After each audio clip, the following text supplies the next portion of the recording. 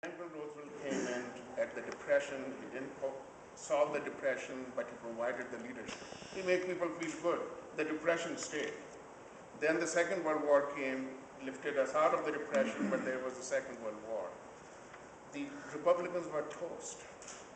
And but for the fact that Eisenhower ran, who was the supreme allied commander, no Republican could have beaten a Democratic. He would have continued there. So Eisenhower was an aberration in that respect.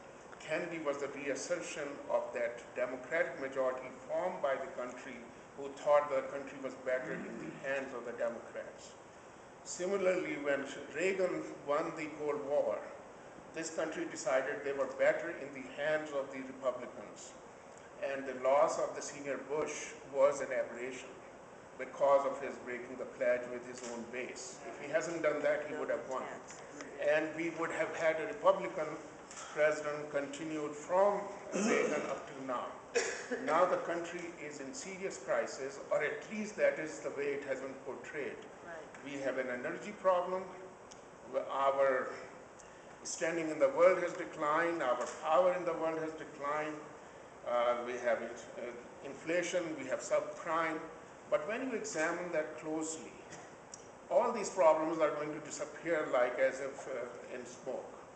So anybody who is going to be the next president has an enormous chance of being saying, and I'll tell you, on the subprime, the total subprime is $1.5 trillion. And the expected losses of the subprime is 15%, which is about $200 billion. Already the financial institution had reserved $400 billion. So this is a phony issue which is keep on beating up, which is going to be solved in the next few months, and everybody, whosoever is in power at that time, would take credit and say, I solved it. See, those guys left it in a mess, I solved it. We are fighting the terrorists. We are winning in Iraq, but you don't see it in the newspapers. We are still, the surge is temporary. What happens if when the soldiers come back, things will be bad again, implied. I will submit to you, we have won the victory, and it wasn't a military victory. We have won a far deeper victory, because when Bush and McCain decided to send extra force, the people there fighting us, they said, oh, America is not going away. They are basically, we thought they were going to cut and run, and we are going to be victorious and we'll have a victory lap. And these guys are saying no.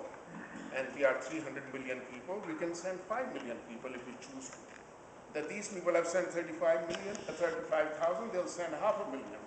So they started thinking, you go back and look at their checks, and they start asking a question, which was a very critical question. Is this fight worth fighting for us? And the answer was no. America is not oppressing them. America is not stealing their natural resources. America is there with the best intention. That is why everybody is now having come to that conclusion, is now cooperating. So it's not just a military victory. It is a victory, a transformational victory, the results of which will be known next year. And if Obama is there, Obama is going to say, I won it. You know, they just had a surge, a temporary victory. I transformed that victory into a big victory through my diplomacy. Similarly, energy is going to be solved because the price of oil should be 50 to 60. The rest is fluff. And any day somebody sees us taking the measures to solve the energy, today oil dropped by $5. But it is going to drop when the new president take over, and he's going to take the credit. The point I'm making is the next party who wins the election for the president is going to be in power for 24 years. Because the people will say, they solved our problem, we trust them.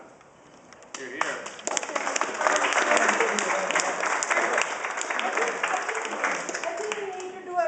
For those people who want to leave, because I know we promised 7 o'clock. So can you please do your wrap up? And then some people came late. We have some food, we have some drinks, so please make your way down this way.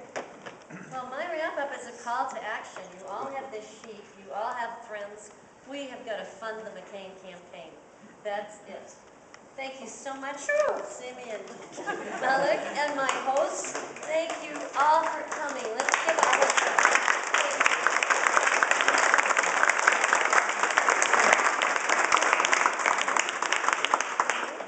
Thank you, and your envelopes are upstairs at the door. I need to thank my committee, too. They're here.